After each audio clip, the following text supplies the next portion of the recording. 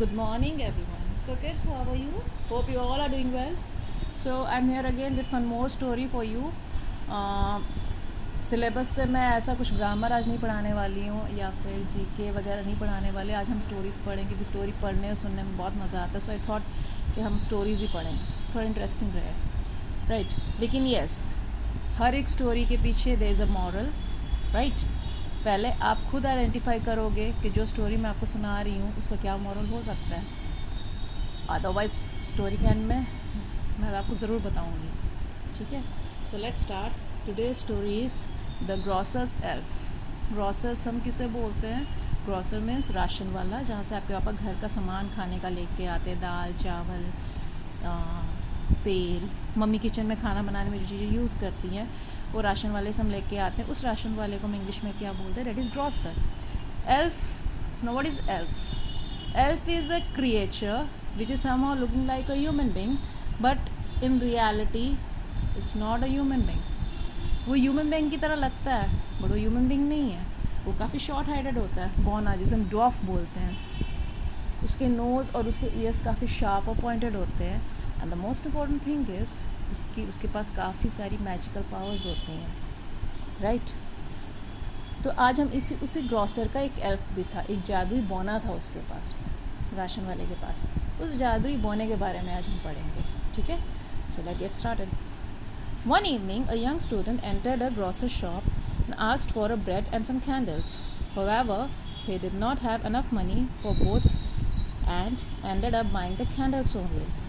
एक शाम की बात है, एक बच्चा होता है, एक स्टूडेंट होता है, वो एक ग्रॉसर की शॉप पे जाता है और ग्रॉसर्स से ब्रेड और कुछ कैंडल्स मांगता है.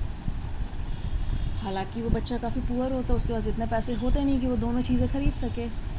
तो वो क्या करता है, ब्रेड कैंसिल कर देता है, वो सिर्फ मोमबत्तियाँ ले लेता है, कैंडल्स ले लेता है. The grocer wrapped the candles in a page which he had torn out of a book. The student looked at the page and was enchanted to read the poem printed on it. So he asked if he could have the rest of the book.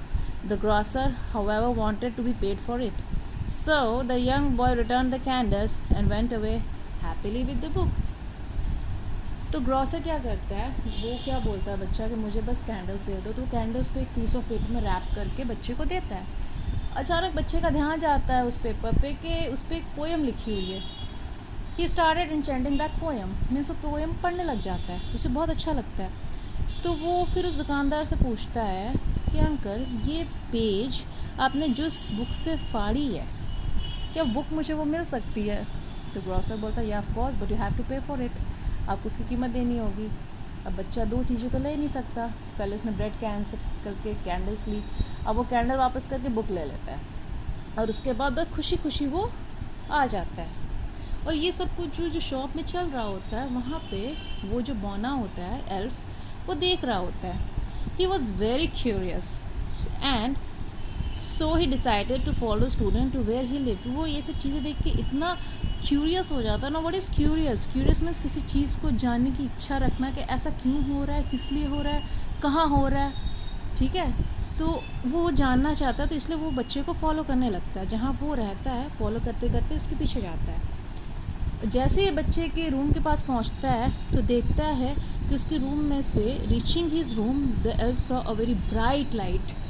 मतलब a very bright light coming out of it. तो क्या देखता है कि बच्चे के room से एक बहुत ही तेज़ रोशनी आ रही है, बहुत तेज़ ब्राइट रोशनी. Surprise to the backbone the elf looked through the keyhole. तो उसकी क्यूरियोसिटी और बढ़ गई कि अंदर ऐसी कौन सी चीज़ है जो इतनी रोशनी आ रही है, जिसमें से वो क्या करता है, छोटे से छेद में से, होल में से उसके रूम में झांकने लगता है. झांकने के बाद वो क्या देखता है, वो The elf saw that it was the book which was giving off the light. It was like a huge tree of light which spread its branches over the student. Every flower on the tree was smiling face of a young maiden and every fruit was a star. वो क्या देखता है, वो रोशनी कहाँ से आ रही होती है? वो रोशनी आ रही होती उस किताब में से जो वो बच्चा वो शॉपकीपर से लेके आता है. इतनी रोशनी कि वो रोशनी ऐसा लग रहा है कि जैसे रोशनी का ट्री बन गया है. इतनी रोशनी है, ट्री का शेप ले लिया है, ठीक है, और उसमें से बहुत सारी ब्रांचेस निकली हुई है, हर एक ब्रांच में एक मेडन है स्माइलिंग फेस के साथ, ठीक है, और जो फ्रूट्स उस पेड़ पे लगे हैं वो स्टार लगे हैं, उसमें कोई मैंगो या लीची या ऑरेंजेस और एप्पल्स ये सब नहीं है, फ्रूट के रूप में उस पेड़ में कौन से फ्रूट है, स्टार है, सितारे लगे हुए हैं. The elf was so enchanted by this sight that he decided to live forever in the room of the young student. He gave up the idea of returning the grocer's shop, though he used to have enough food to eat whenever he liked there. ये सारा कुछ देख के वो जो elf है, he was so enchanted by the site, मतलब वो देख के इतना सरप्राइज्ड होता है, उसे इतना अच्छा लगता है, ठीक है, वो क्या डिसाइड करता है कि अब से वो स्टूडेंट के रूम में ही रहेगा. हालांकि वो शॉपकीपर के पास रहता था, तो वो उस दिन से उसी वक्त डिसीजन ले लेता है कि मैं अब शॉपकीपर के साथ नहीं रहूँगा, मैं इस बच्चे के रूम में रहूँगा, जबकि इस बच्चे के पास ना खाने के लिए ठीक से पैसा था, ना कुछ और चीज़ों के लिए पैसा था, ठीक है, और जबकि शॉपकीपर के पास तो खाने का भी सामान था, राइट. तो जो एल्फ है वहाँ पर रह सकता था क्योंकि उसे खाने की कोई कमी नहीं होती वहाँ पे, ठीक है, बट वो यहाँ रहना चाहता है. क्यों? What is the reason? The elf had realized, indeed, that knowledge is like a lighthouse that gives off and spreads its light in all directions for the good of others. उसने क्या सीखा उसमें से कि ज्ञान, नॉलेज मीन्स ज्ञान, एक ऐसी चीज़ है, is like a light house, जिससे जितनी ज़्यादा नॉलेज होगी उतना अच्छा होता है, और नॉलेज और ज्ञान को आप जितना बांटोगे वो बढ़ेगा. सपोज़ तुम्हें किसी चीज़ की नॉलेज है, राइट, ठीक है, किसी की चीज़ बारे में पता है, अगर तुम उसे अपने तक रखोगे, नहीं मैं इसे नहीं बताऊंगा, मैं दूसरों को नहीं शेयर करूंगा, तो वो तुम्हारे तक ही रह जाएगी, राइट, उसके बारे में दूसरों को नहीं पता लगेगा.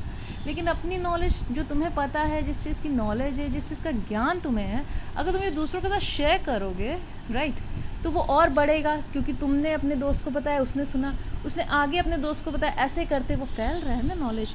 सो एल्फ ने भी ये रियलाइज़ किया कि नॉलेज जो है it's like a light house, ठीक है, जो हर डायरेक्शन में फैलता है और लोगों का अच्छा करता है. तुम्हें जो पता है अच्छी चीज़ तुम दूसरों को बताओगे, उसके लिए बेनिफिट होगी, वो आगे बताएगा, उसे बेनिफिट होगी. तो ये सीखा था एल्फ ने. That's why the young student had given up the idea of buying bread and candles for the book. इसलिए उस बच्चे ने सोचा कैंडल्स और ब्रेड तो बाद में भी कभी मैं ले लूँगा, ठीक है, लेकिन इस बुक से मुझे जो नॉलेज मिलेगी वो मेरे लिए बेनिफिट होगी, और मैं अपने बेनिफिट से दूसरों को बेनिफिट दे सकूँगा, right. So this is what the story is. No what is the moral and learning from the story? It's all about knowledge, ज्ञान के बारे में. ज्ञान कभी किसी का वेस्ट नहीं जाता. आप जितना पढ़ोगे, आप जितना सीखोगे, ये आपके लिए अच्छा है, ठीक है, और ज्ञान कभी अमीर गरीब देख के नहीं होता है किसी चीज़ का, ठीक है. आप जितना सीखोगे अपनी लाइफ में, जितनी क्यूरियोसिटी रखोगे चीज़ों को सीखने की, पढ़ने की, दूसरों सीखने, और ये ज़रूरी नहीं कि हम अपने बड़ों से ही सीख सकते हैं, हम अपने छोटों से भी बहुत कुछ सीख सकते हैं. अच्छी चीज़ है अगर हम ध्यान दें. मेन चीज़ है कि आपको शर्म नहीं करनी कि वो तो मुझसे छोटा है, ये छोटी है, वो मुझे क्या सिखाएगा, मैं क्यों सीखूं, कोई मुझे क्या बोलेगा, अपने से छोटे से आप सीख रहे हो. नो, जहाँ आपको लगे ना कि इस बच्चे से भी, अपने छोटे से भी मैं सीख सकता हूँ, ये सीख सकती हूँ, go and grab it the knowledge, क्योंकि नॉलेज जितनी अच्छी रहे उतना अच्छा, और जितना बांटो वो उतनी अच्छी है, ठीक है. So it is all about knowledge. So kids, this is all about the stories.